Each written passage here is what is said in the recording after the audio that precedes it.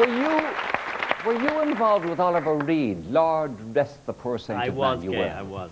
Yes. I remember that day very clearly. How long were you with the Late Show at this stage? Not that long. I was fairly new to the game. Getting run in. Getting run in. So Oliver Reed was a guest that night, and we'd met him earlier in the week, and he was absolutely lovely and fine, and it was all great and no problem. And he was due to come to the studios at 8:30 on the Saturday night, as there was then. So he arrived in, and he was absolutely fine again. But his first question was, "Where's the drink?" And I said, "Well, fortunately, there's no drink at the moment. There's drink after the show." And he said, "Well, when is that?"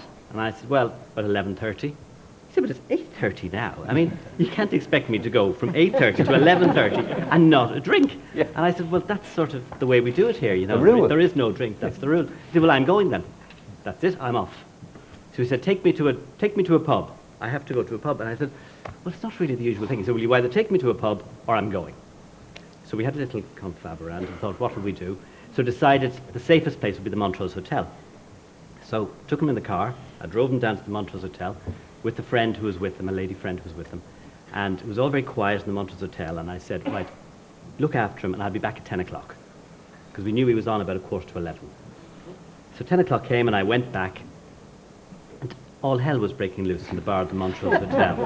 Because he was standing on a chair. All of the bar was around him. He was doing handstands. He was doing everything. He was telling stories. People were 10 deep watching him. And I said to the friend who was with him, I said, "It's time to go."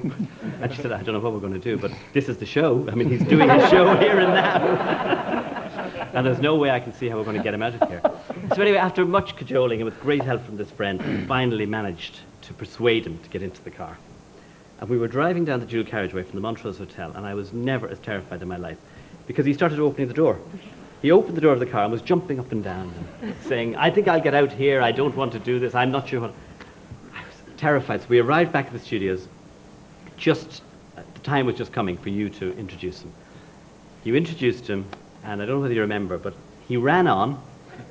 Yes. Straight on, and he ran straight up again. He did one circuit of the thing and went straight out. And you were standing there thinking, "What now?" obviously. And you started to wrap up the show. And we didn't know whether you were really going to wrap up the show or whatever. But it sounded like, well, that was Oliver Reed and he's gone. And then he finally came back.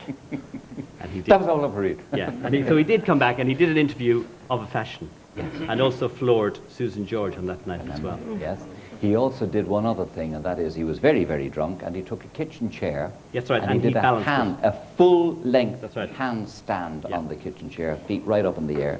And I was sitting at the desk up there, and I was saying, "He's now going to fall. He will break his back. He will break his neck, and RTE will be sued for £9 trillion. The mast is gone. The radio station, everything else."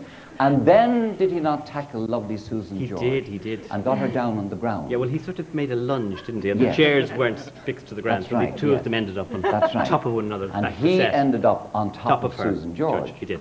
And it became apparent that he was enjoying Not getting up, yeah. being on Susan George. And then it became obvious that he was enjoying a lot being on Susan George. And I remember this surreal moment when we were standing around him saying, standing around him saying, "Ah, come on, Oliver, would you get up off Susan George and get your seat?" Wonderful, wonderful memories. There you are.